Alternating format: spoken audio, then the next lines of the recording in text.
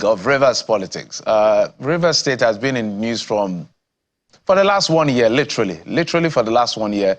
It's been one shade of crisis to the other. It's either the crisis on the street, in the House of Assembly, or in courts. Now, a different dimension has been taken as to how this fight is going. The latest being that yesterday, a judge gave is there an order now or a ruling saying that the central bank, the accountant general, and everybody involved in releasing allocation to the Rivers State government should stop doing so, premising on the fact that, look, that the House that passed that budget was not properly constituted. It was a House of 4. So a quick background, they had an issue in December last year where 26 members of the House of Assembly had defected to the APC. They made that declaration. Before they declared for the APC, they had suspended other members led by Edison Ehie, about 4 of them. So when they defected, it was a big issue. The governor, there were so many legal issues. So some lawyers were saying it's only 4 members are in the House. Others said it's been back and forth. But anyway, the governor presented the budget to the House of 4 led by Edison Ehie, 800 billion naira budget. And it was passed and signed and assented, so it became an appropriation act for the year 2024. Since then, there's been one issue or the other. Even presidential intervention could not solve it. And one of the provisions of the presidential intervention was re-present the budget to the 26 members. Well, that has not happened. It's been cherry-picking as to what to obey. Fubara to run his government.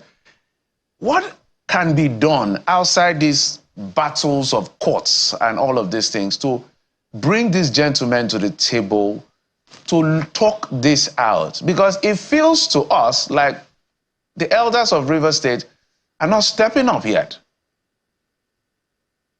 Well, I don't want to buy the notion that the elders of Rivers State are not stepping up. It's just that the children of Rivers State involved are not listening, and they are not willing to listen. And the onus is more on Wike and his group, because when you are an individual that nobody can talk to, that nobody can advise, for you to see reality and do the needful, then that individual is heading for a fall, And let's even address this issue of Fubara not being grateful. Who is more an ingrate between 2 of them? Wike, let me go down the memory lane. Wike was made by Odili special advisor. What is his position with Odili today? Odili is no longer an individual that matters. Wike was made chief of staff by Amechi. What is his position? What is his gratitude to Amechi? Amechi doesn't matter anymore. Wike was made Minister of State for Education by Jonathan and his wife. Does he speak to them today? No. Wike was made governor by this same couple, Jonathan and his wife. How grateful is he to them? And I can tell you, Asiwaju, president, wait for your turn, because he will do the same thing. When you find an individual who have a history of ingratitude, there's not going to be any exception. However, in direct answer to your question, what can be done? Everybody needs to be brought to the table. Dialogue will always produce results if the people involved, if the leaders of that dialogue are neutral. That's the issue. How can we find people that are totally neutral, objective, who can look Wike in the eyes and said, no, you're getting it wrong here. Look Fubara in the eye and said, Fubara, you are getting it wrong here. 2 of you needs to sit down. And I think it was Mr. Pele, before, yes. my apologies. At the end of the day, both of them have their share of blame. I know perhaps you support the Fubara on one hand. No. I agree. Joe, it's not a question of who I support. Okay. Yes, I have my sympathy for, empathy for Fubara for what he's going through. And I want to also, for the sake of transparency, say that I am from the same place with Fubara. Okay? How if the table turns and Wike is going through what Fubara is going through, I will stand up and defend him, irrespective of the fact that I'm from the same place with Fubara. Because, Joe, I hate injustice. I hate injustice. And today, Wike and his group is not being practicing injustice on just Fubara, but the entire people of River State. You did say, oh, we should focus on these two people. These two people are not bigger than the River State people. And it's the River State people that are suffering as a result of these two individuals, that their personal interest sometimes is over and above the people's interest. And this nonsense must stop. The president should call Wike to order. He is not a god to River State and can never be. And the truth be told, if he continues like this, he's giving the president the impression that, oh, he's in control of it. He is not. His powers has been taken from him. The so-called structures have been shattered. And he's just like an angry lion. All right. So I'd like to follow up on what the bigger consequence of this would be, Mr. Pili, but let's expand the conversation now as Mr. Tonye Sipoto Pepple joins us. Mr. Sipoto Pepple is the lead counsel, Blue Crest Solicitors and Advocates. Good morning, and thank you for joining us on the program, sir. First of all, your initial reaction to this judgment before we begin to look at the implications of the strength of the judgment of the court.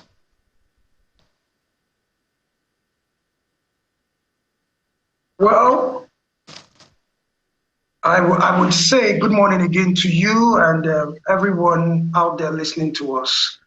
My initial reaction was that of shock, and I think I'll leave it at that. Far from being diffident, it was basically shock. All right, so amidst your shock now, let's look at the legal implications of it, to which some have said since 2022, I believe, when the NJC ruled that political matters would go to the High Court, the Federal High Court in Abuja. Do you see that is part of the problem that is fueling the political crisis in Rivers State? Or should we also look at it objectively, that the High Court has a role to play in particularly bringing some form of sanity to the State Assembly legislation in Rivers State? Because some have asked that, how can a four-man assembly preside over the affairs of a state?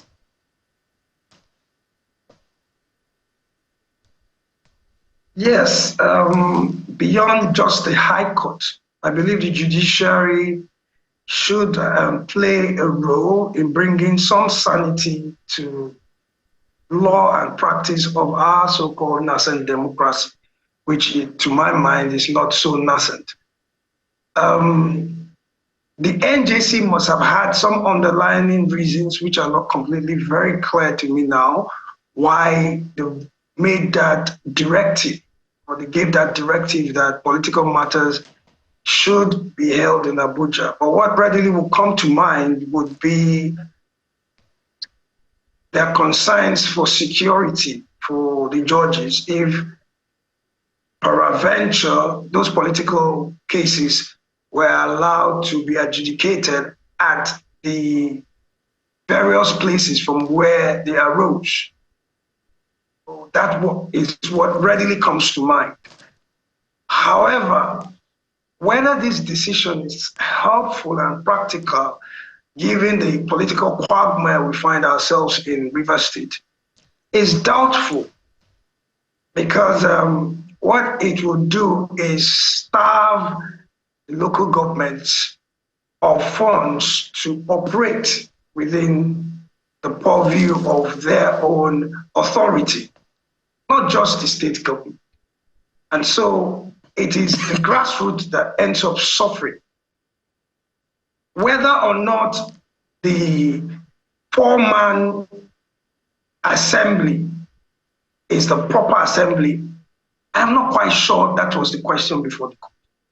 And I must put in a caveat here that, like I informed some of your colleagues earlier, I had not seen the enrolled certified copy of this judgment since it was something just given not too long ago. All right, Mr. Pepper, I haven't seen the enrolled order or the CTC myself, so I try to refrain from speaking to things I can't speak authoritatively to, but it appears it's premised on around 120, 121 of the Constitution. But at the core of this, and I want you to interpret this legally from a very objective point of view, which is as to the status. The controversy here is the status of the lawmakers. The Fubara end is arguing that Amewule and his group are no longer lawmakers because they defected according to Section 109, subsection 1G. Amewule is saying we defected legally because there was a problem with the national secretary position who went to run for governorship in Imo State. Some are saying that division was not what you qualify as a division, so there was no premise to leave the party. So it was like grasping a straw, but they held back. And so we've had judgment upon judgment. They had suspended a year before they defected, and then when a year they came, 4 of them decided, and the governor presented that budget before them, and it was passed. So now it's a question of whether I may will them, those guys are still members of the House of Assembly, but we've seen all kinds of judgments. Some are saying, oh, present it to them, they are the ones that are members of the Assembly. Some are saying they are not. So where do we go from here legally? Because I want you to stick to legalese.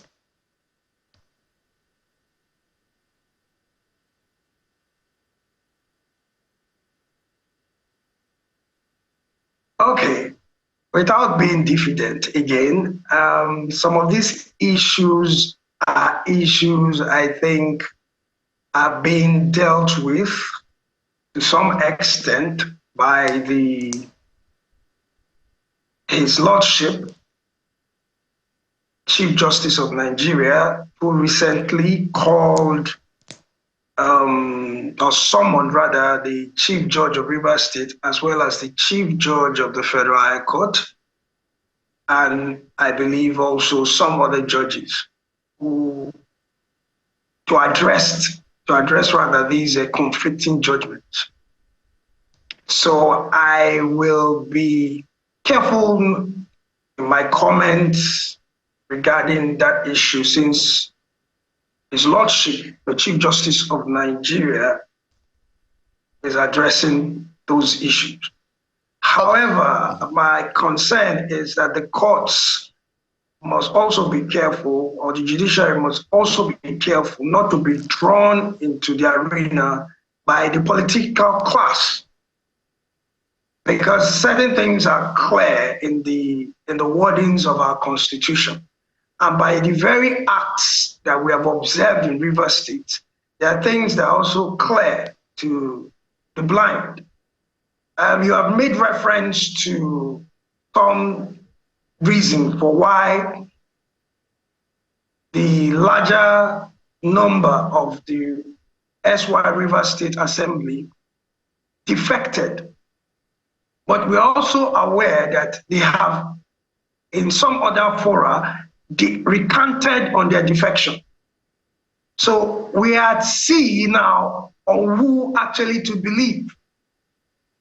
If it is such that we go by what we saw on national TV, on social media, Amewule and other members of the House defecting, declaring that they had defected. They were even welcomed at a rally of the APC to APC. Then it stands to reason that these are no longer members of the House of Assembly. That the Section 109 takes effect. And therefore, it is for those members who remain members of the House of Assembly who have not defected to take the reins of the legislature and function, pending when INEC would deem it fit to conduct elections to fill the vacant seats. See how that plays out. That is what is clear.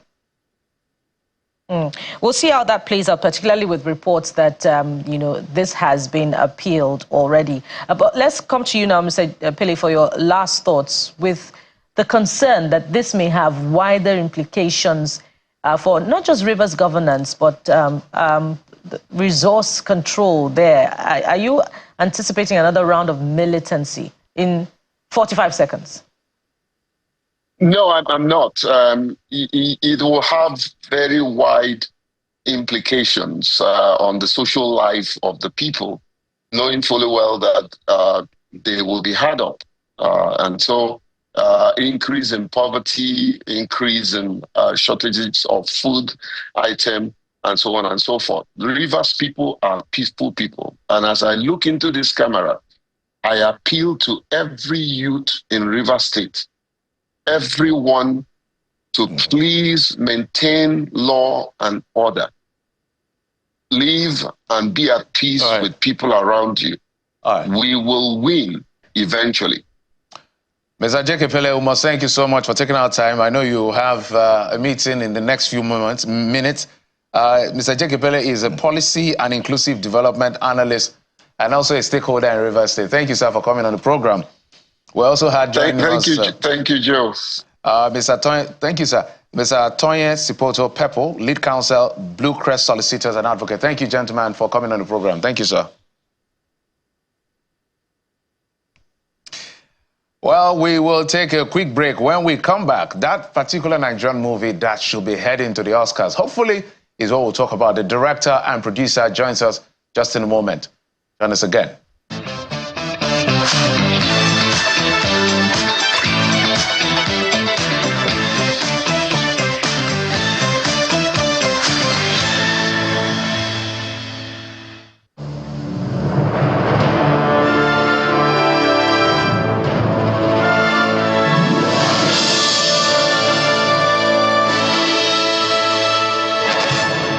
Cube is available in beef, chicken, jollof, and shrimp flavors at attractive prices of 100, 200, 500 naira, along with saver and super saver packs. Terra Cube, unwrap joy, unleash taste.